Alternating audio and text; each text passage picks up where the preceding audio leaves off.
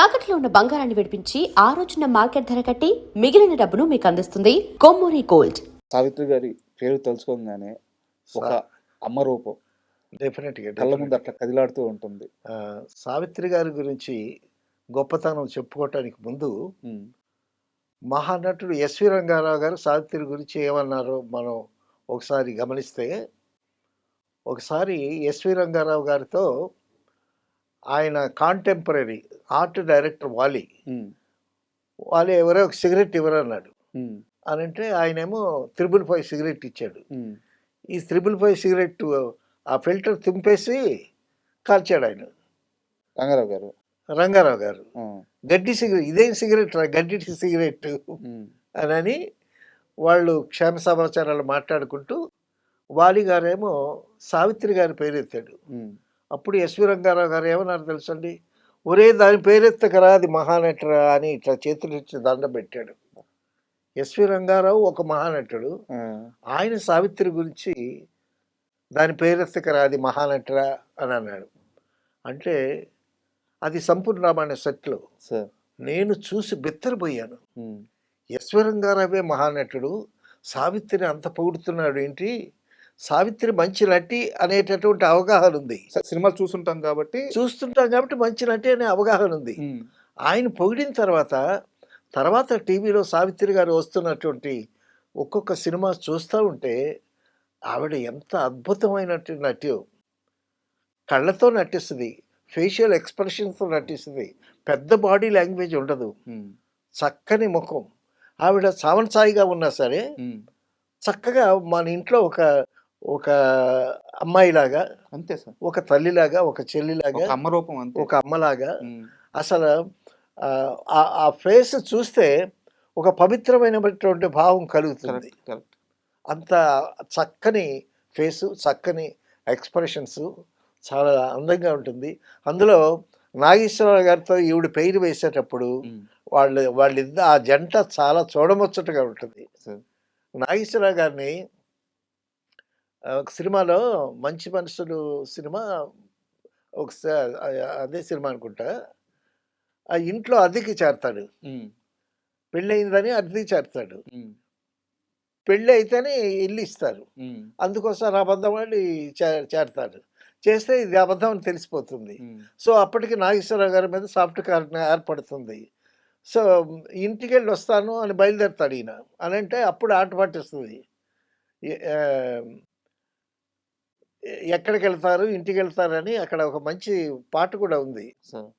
ఏమండో శ్రీవారు ఒక చిన్న మాట, ఏ ఊరు వెళతారు ఏది కాని వేళ, పసివాని చూచుటకి తొందర, మై మరచి ముద్దడి లాలింతురా జోహాయి.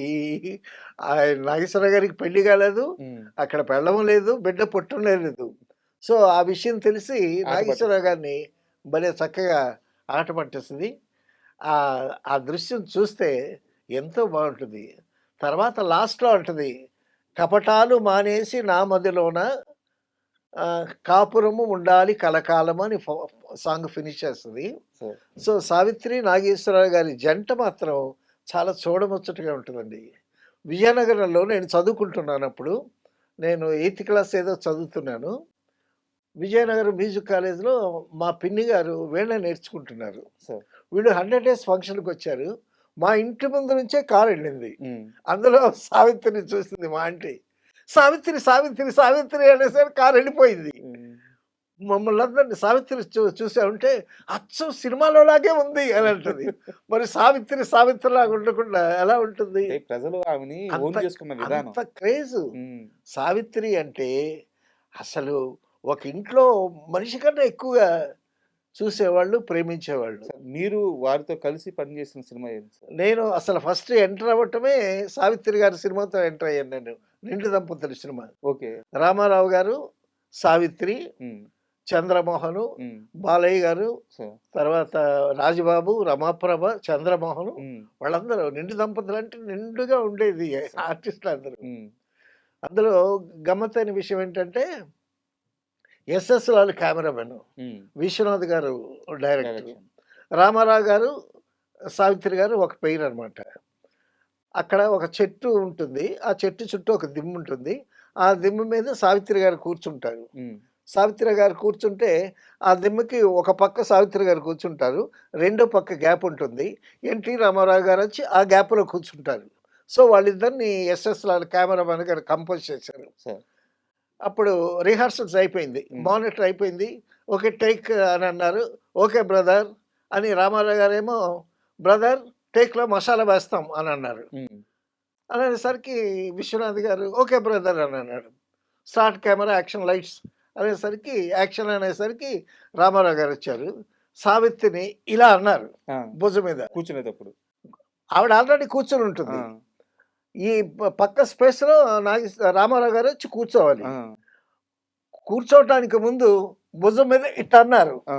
అనేసరికి ఆ దిమ్మ మీద నుంచి సావిత్రి పడిపోయింది కిందకి. ఎస్ఎస్ రావు కెమెరామెన్ గారు సావిత్రేది సావిత్రేది సావిత్రేది అని అంటున్నాడు. సో మళ్ళా కూర్చోబెట్టి తర్వాత రామారావు గారు ఆవిడని లేవదీసి ఆవిడంటే రామారావు గారికి నాగేశ్వరరావుకి ప్రక్కన ఆర్టిస్టులకి ఎంత ప్రేమో ఎంత అభిమానమో ఒక సొంత మనిషిని. తర్వాత సావిత్రి గారు సెట్లో ఉంటే రమాప్రభ లక్ష్మి రాజబాబు చంద్రమోహన్ వీళ్ళంతా చేరి అమ్మ అమ్మ అని ఎంత అభిమానం సావిత్రి అంటే. తర్వాత ఆర్టిస్టులే కాదండి జనాలు ఎంత బాగుని చేసుకున్నారు సావిత్రి గారిని. సాయిగా ఉంటుంది ఆవిడ. కానీ ఫేస్ మాత్రం ఎక్స్ప్రెషన్స్ మాత్రం కళ్ళతో మాట్లాడుద్దండి. ఆ ఫేస్ వాళ్ళ ఎక్స్ప్రెషన్స్ కూడా చాలా సోఫిస్టికేటెడ్గా చాలా సజెస్టివ్గా చాలా తక్కువ ఎక్స్ప్రెషన్స్ కొలిచినట్టు ఉంటుంది ఆ ఎక్స్ప్రెషన్. అంత అటువంటి ఎక్స్ప్రెషన్స్ ఇస్తుంది ఆవిడ. ఆవిడ ఎక్స్ప్రెషన్స్ చూడాలి అంటే తర్వాత ఒక మిక్స్డ్ ఎమోషన్ ఎక్స్ప్రెషన్ ఇవ్వాలి అంటే హ్యాట్స్ ఆఫ్ అంటే సావిత్రి.